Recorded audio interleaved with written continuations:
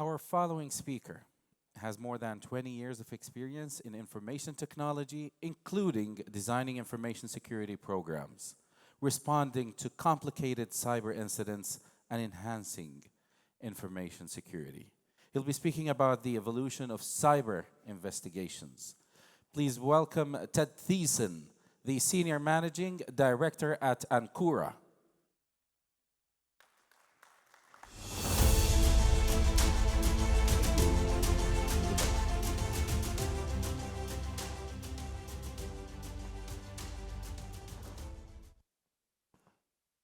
Hello, everybody. Thanks for having me.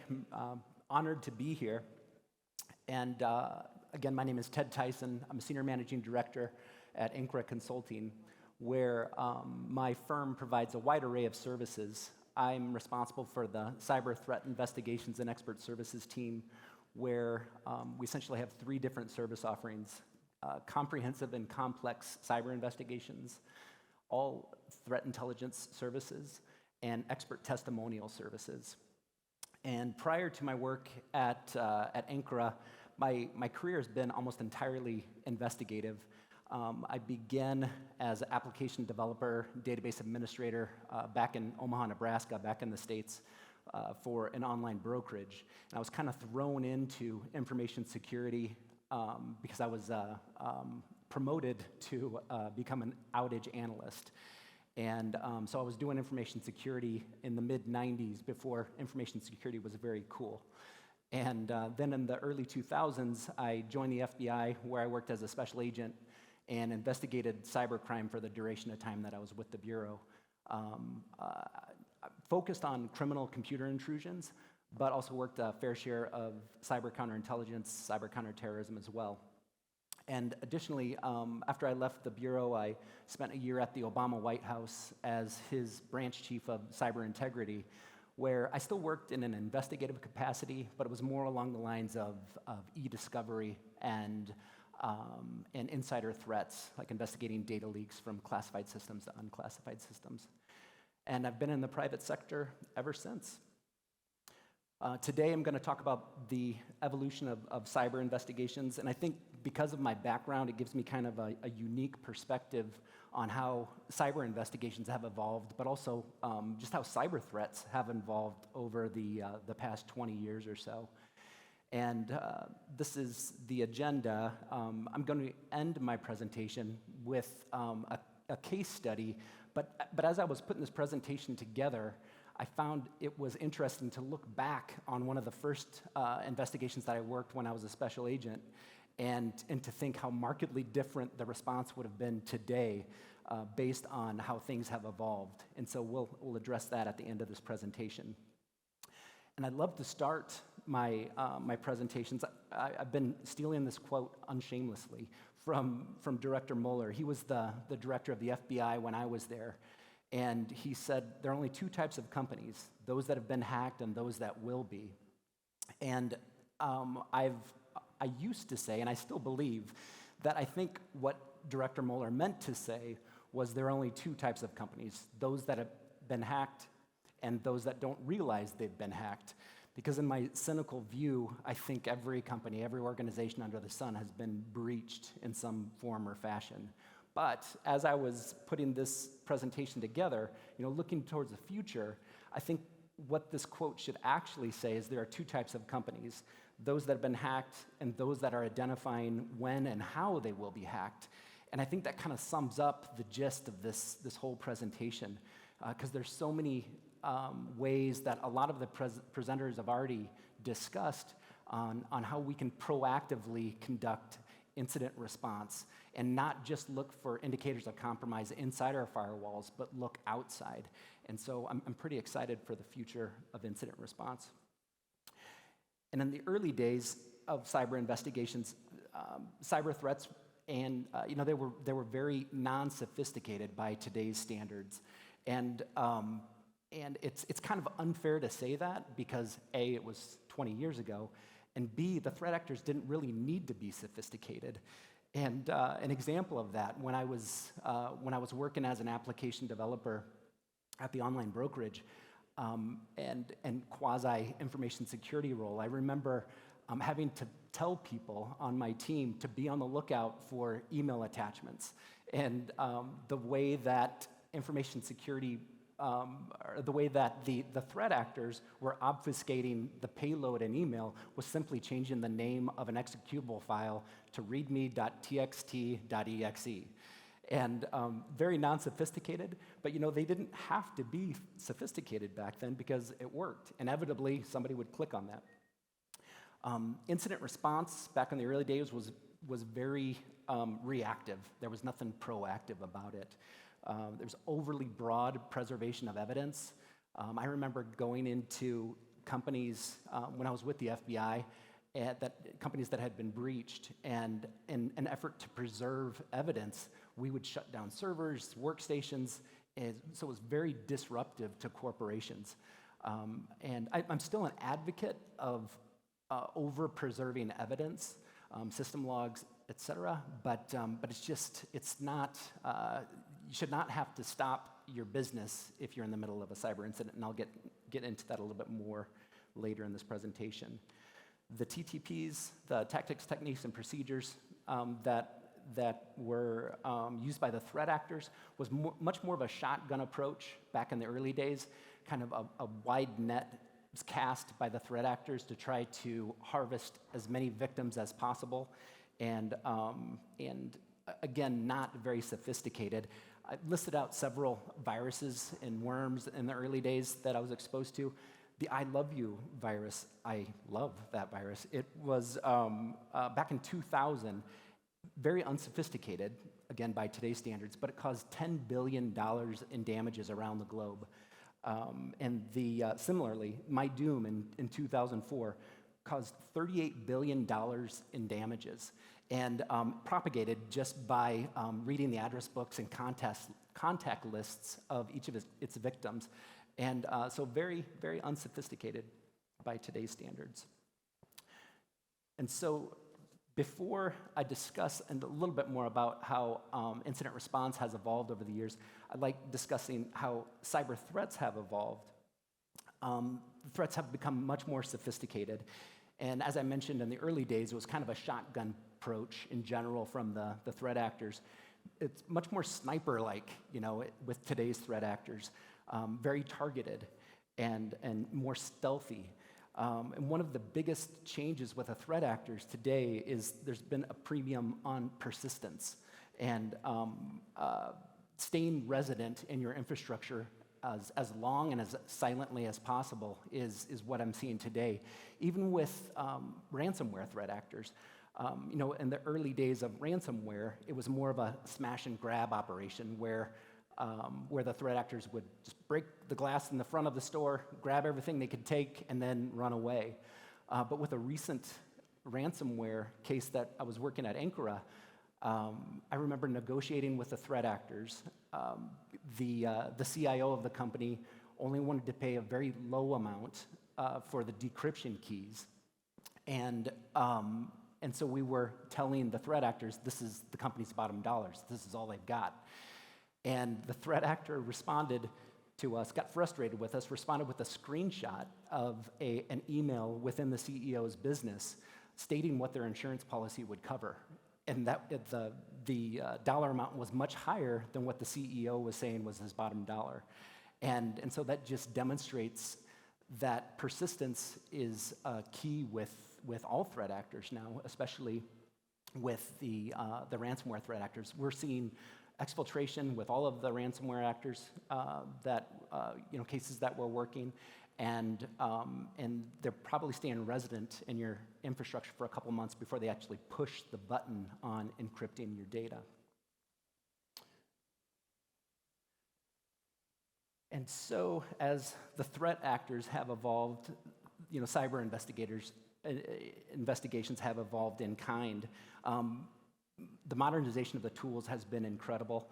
I remember Kareem Hijazi spoke about the APT1 report, which was a game changer in the investigative sense, and also the MITRE ATT&CK framework that has been used to show all of the tactics and techniques that the threat actors are using, which is open to everybody around the globe.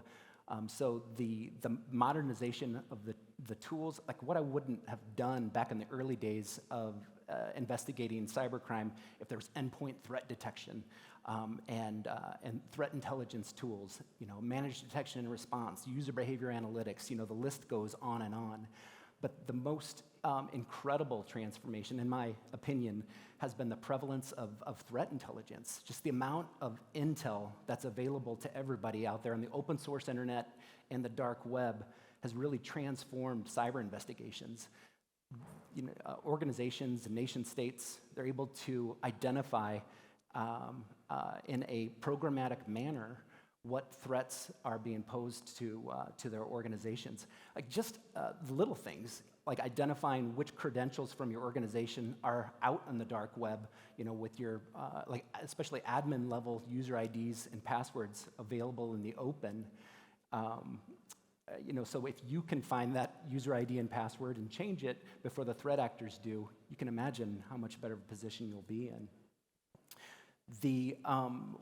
On the reactive side, so when breaches do happen, one of the most transformational components of cyber investigations that I've experienced are targeted collections. We no longer need to shut down businesses if they've been breached. We can run triage scripts to identify what evidence needs to be preserved and keep businesses up and running while we investigate. And so for the future of cyber investigations, what does the future hold? I have no idea. But I'm inclined to believe that if history is an indicator, the cyber investigators will continue to follow the path of reacting to what the threat actors do. I hope that's not the case, and I'm very encouraged by the presentations that have been given here, that the AI-driven tools will prevent a lot of these cyber attacks. But I think the AI attackers, the threat actors that are using AI for their benefit, I'm not really concerned with that. And being at a conference like this, it's very reassuring because of identifying how companies are designing applications using AI to prevent attacks. I think there's many more good guys than there are bad guys in this world. And so I'm not worried about it. But again, in the future, I think threat intelligence will continue to be greatly needed, and the use of AI with gathering threat intelligence, I think, will be much more prevalent as well.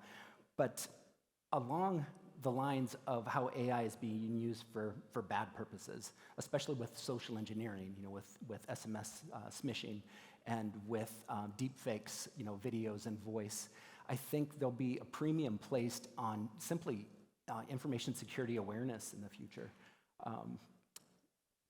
to detect what's real and what's not. And so now jumping into to my case study here for the remainder of this presentation. Again, this was a case that I investigated early days of the Bureau. It was my first year in the FBI, and I was sitting at my desk. I got a call from the duty agent, and the duty agent is usually a guy who's fresh out of Quantico who just simply answers the phone. And the duty agent got a call, and it was a CIO of a local company of my field office, and the duty agent said, yeah, he has a cyber emergency. And so he transferred the call to me, and the CIO said that one of his system administrators had been chatting online through IRC, through Internet Relay Chat, with a hacker that had claimed to have compromised their infrastructure. And this conversation between the threat actor and the system administrator had been going on for a couple of weeks. But the conversation went south when the hacker said that he was going to kill himself and commit suicide. And but before he was going to do that, he said he's going to drop all of the tables and delete all of the data in their infrastructure. And so that prompted the CIO, I better get law enforcement involved. And fortunately, they had one piece of evidence for me. They had an IP address of where the threat actor was communicating from, and it resolved to a local ISP, internet service provider. And so I I gave them an emergency subpoena, and they provided the registrant information. And fortunately, it wasn't international. It was a local IP address, and it resolved to an address that was nearby the FBI office, which was fortunate. And so I went to a magistrate judge and explained the circumstances in an affidavit, and she reviewed my facts and circumstances, and she gave me a search warrant. And so I rallied my squad together, and we put on our body armor, drove to the address, which was an apartment complex, and we were concerned because the threat actor stated he was going to hurt himself. And so we gently breached the door and went into the apartment and started clearing all of the rooms in the apartment for safety purposes. And my stomach just sunk because I knew we were in the wrong house. And the only individual that lived in this apartment was an 85-year-old woman, 85 or so. She was sitting on her couch eating popcorn, and there was only one computer in the entire apartment, and it was ancient. It was like a TRS-80 level relic, computer. But she did have a wide open wireless access point, and fortunately, she consented to us searching her wireless access point and her router, and we gathered a great amount of evidence, like MAC address of all of the devices that have connected to that router. But the minute we shut the router down, the hacker no longer had internet access.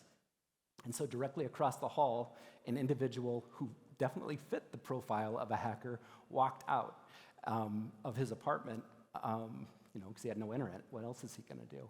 And but he ran into several of my colleagues, in body armor, and he immediately knew what was going on. And so the hacker confessed and was cooperative, didn't hurt himself, and so it was good. But then we went over to the victim company and helped them preserve evidence.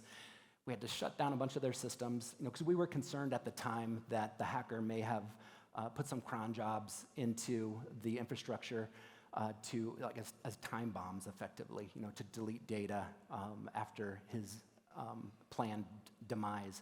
But it was very disruptive. Their business was down for a while. And so in hindsight, if these facts and circumstances would have happened today, I think, this probably never would have happened. The company, they had the obvious gaps. Like, they didn't have an IR plan, they didn't have an information security program, they didn't even have a CISO, But the things that stand out to me that would be done differently today are, from an incident response perspective, we wouldn't have had to shut that company down. We could have just gathered their system logs from their SIM and done targeted collection of prioritized hosts and their infrastructure. But the biggest thing that stands out is at that time, and this was about 20 years ago, about 15, 20 years ago when I conducted this investigation, and threat intel wasn't as easily harvested back then as it is today. And the threat actor was openly talking in open source internet forums about how much he hated this company and what he was going to do, to get his greets from his fellow hackers. He was openly stating on the open source internet how he was going to attack this company. And then after he was inside, he was openly bragging about what he was doing. All of this information could have been caught on the open source internet prior to the incident happening. So that is, I'm at the end of my time here, but that is everything that I said. I know I went through that quickly, so if anybody would like to chat in more detail afterwards, we've got a booth right next door, but I'd love to talk with all of you. Feel free to stop by, and again, I thank you for your time.